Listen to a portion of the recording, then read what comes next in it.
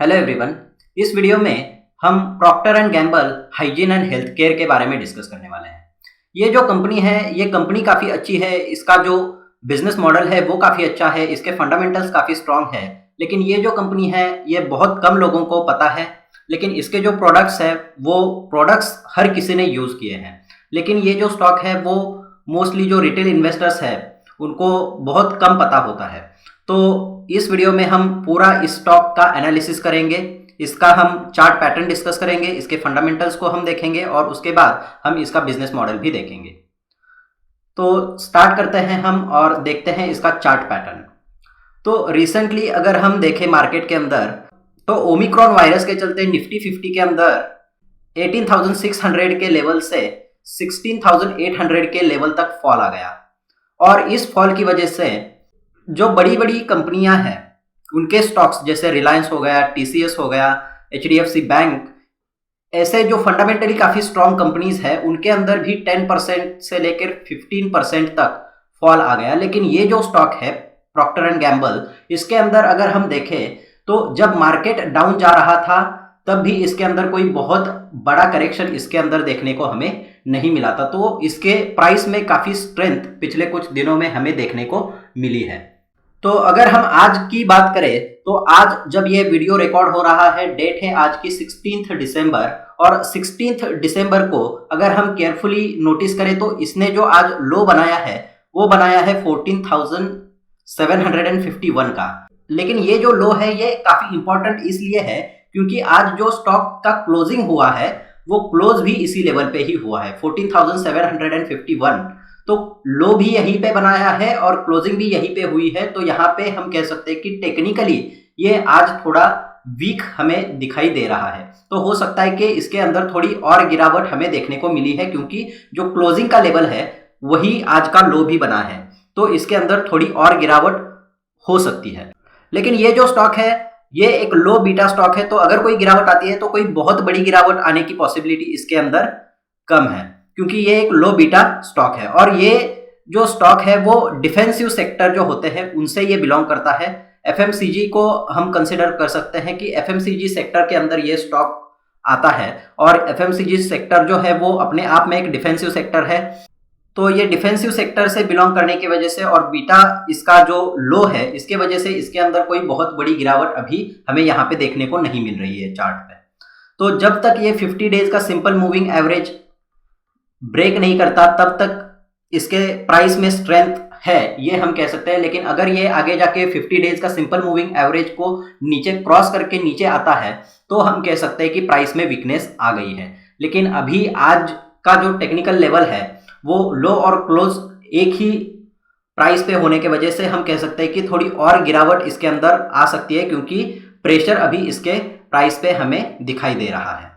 तो चार्ट को डिस्कस करने के बाद अब हम इसके फंडामेंटल्स को डिस्कस करते हैं। तो फंडामेंटल्स में अगर सबसे पहले हम देखें Procter and Gamble hygiene and health care का मार्केट कैप कितना है तो ये 48,000 करोड़ के आसपास का है। मतलब हम कह सकते हैं कि ये जो मिड कैप कंपनी है और जो लार्ज कैप कंपनी है इन दोनों के बाउंड्री पे ये स्टॉक है अभी।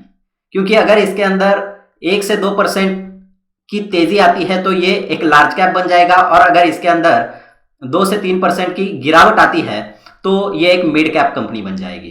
तो इसको हम एक लार्ज कैप कंसीडर करते हैं लेकिन ये अभी लार्ज कैप और मिड कैप के बाउंड्री पे है।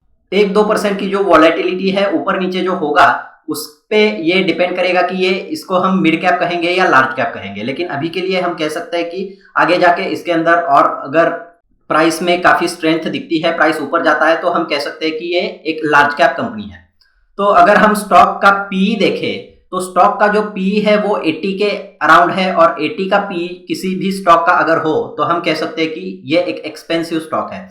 लेकिन अगर मैं आपको बताऊं ये जो सेक्टर को बिलोंग करता है एफएमसीजी का, तो एफएमसीजी के अंदर कोई भी स्टॉक जो अगर आप देखोगे तो वो आपको एक्सपेंसिव ही दिखाई देगा और वो जो स्टॉक है वो काफी प्रीमियम वैल्यूएशंस पे भी ट्रेड होते हैं। एफएमसीजी सेक्टर ही ऐसा है। तो एफएमसीजी सेक्टर को ये बिलोंग करता है तो इसके अंदर हाई पी होना कोई बहुत बड़ा सरप्राइज नहीं है। अगर हम देखें इसका रिटर्न ऑन कैपिटल एम्प्लॉयड और रिटर्न ऑन इक्विटी तो ये जो 80 का पी है वो हम वैसे भी कह सकते हैं कि ये जस्टिफाई कर रहा है, क्योंकि इनका रिटर्न ऑन इक्विटी है 70%। तो रिटर्न ऑन इक्विटी 70% मतलब इनका जो परफॉर्मेंस है वो काफी अच्छा है। रिटर्न ऑन कैपिटल एम्प्लॉयड जो है वो 94% है, मतलब इनका जो आरओई और आरओसीई है ये काफी मजबूत है। रिटर्न ऑन इक्विटी और रिटर्न ऑन कैपिटल एम्प्लॉयड क्या होते हैं, ये अभी मैं आपके साथ ब्रीफली डिस्कस करने की कोशिश करता हूँ। रिटर्न ऑन इक्विटी होता है, अगर मैंने कोई भी बिजनेस स्टार्ट किया आज और उस बिजनेस को रन करने के लिए मैंने 100 रुपीज का कैपिटल मैंने इस बिजनेस के अंदर करने के लिए लगाया, और ये जो 100 रुपीज का कैपिटल मैंने लगाया है बिजनेस के अंदर, उसके ऊपर अगर मैं 70 रुपीज का प्रॉफिट एक साल के अंदर जनरेट करूं, तो वहां पे हम कह सकते हैं कि जो रिटर्न ऑन इक्विटी है वो 70% का है। मतलब इनके बिजनेस में अगर 100 रुपीज इन्वेस्ट हो रहे हैं तो इस 100 रुपीज से ये 70 रुपीज जनरेट कर रहे हैं, जो कि काफी अच्छा है। और रिटर्न ऑन कैपिटल एम्प्लॉयड भी यही है कि अगर 100 रुपीज का कैपिटल आया, लेकिन इसके साथ हम डेट भी कंसिडर करते हैं। अगर कोई कर्जा लेके कंपनी ने बिजनेस में लगाया है तो रिटर्न ऑन कैपिटल एम्प्लॉयड में जो कैपिटल है वो भी आएगा और जो डेट लिया है वो भी आएगा। मान लो अगर हमने 100 रुपीज का डेट लिया तो कैपिटल हमने 100 रुपीज का इन्वेस्ट किया और डेट लेके 100 रुपीज, मतलब टोटल हमारी इन्वेस्टमेंट अगर 200 हुई तो 70 रुपीज अगर हमने प्रॉफिट जनरेट किया तो रिटर्न ऑन कैपिटल एम्प्लॉयड जो हो जाएगा वो हो जाएगा 35 का। तो अगर हम देखें कि ये इनका जो कैपिटल है उसका कितना अच्छे से यूज कर रहे हैं, अगर हम देखें इनका रिटर्न ऑन इक्विटी और रिटर्न ऑन कैपिटल एम्प्लॉयड, तो हम ये डेफिनेटली कह सकते हैं कि जो भी कैपिटल इनके पास है उस कैपिटल का ये काफी अच्छे से यूज कर रहे हैं। अगर हम कंपनी का 5 इयर्स का चार्ट देखते हैं तो दिसंबर 2016 में इसका जो प्राइस था वो था 6,600 का। 6,600 के लेवल पे ये दिसंबर 2016 में ट्रेड कर रहा था, और दिसंबर 2021 में इसका अगर हम प्राइस देखें तो ये 15,000 के ऊपर ट्रेड कर रहा है।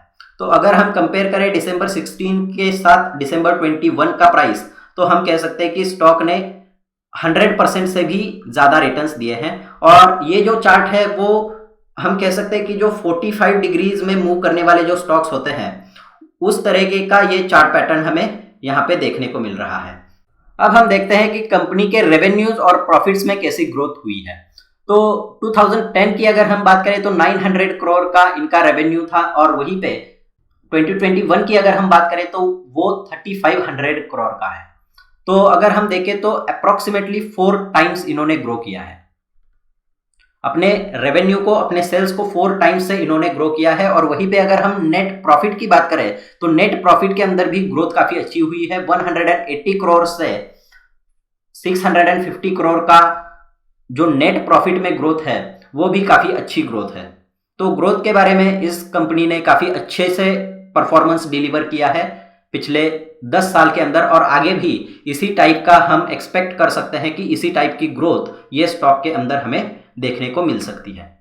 अगर हम कंपनी की बैलेंस शीट में बोरोइंग्स देखें, मतलब अगर हम डेट देखें कि कंपनी ने कोई लोन लिया है क्या, तो कंपनी ने आज तक कोई लोन नहीं लिया है। पहले से अगर आप देखोगे तो बोरोइंग्स का जो सेक्शन है वो आपको 2010 से लेके आज तक ये 0 ही दिखा रहा है, मतलब कंपनी ने कोई भी लोन नहीं लिया। और डेट फ्री कंपनी होने का अपने आप में एक बहुत बड़ा एडवांटेज हो जाता है। तो कंपनी एक डेट फ्री कंपनी है, जो कि एक काफी अच्छी बात है।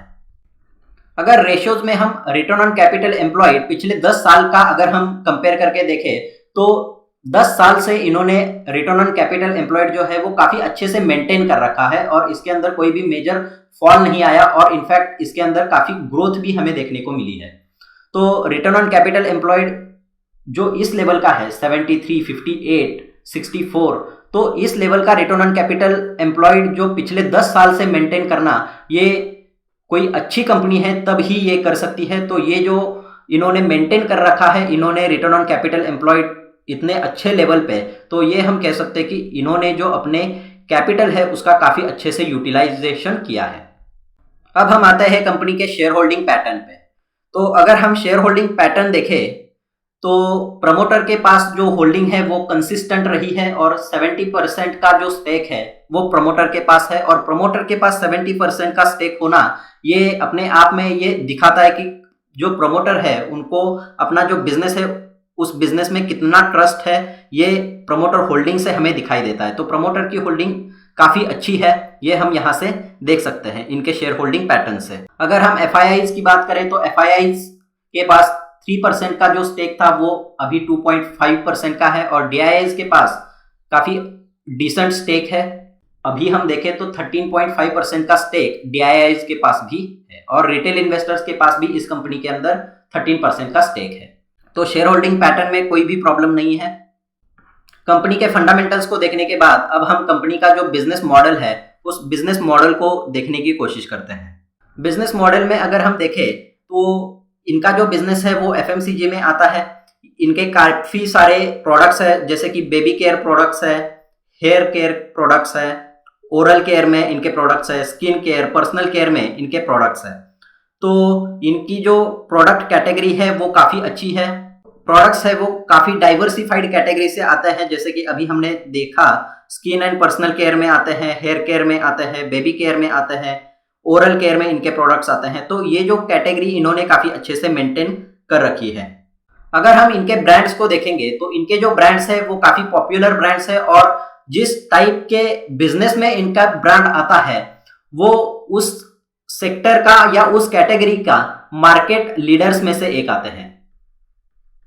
तो अगर हम बात करें बेबी केयर में, तो बेबी केयर में जो पैम्पर्स है वो इन्हीं का ब्रांड है।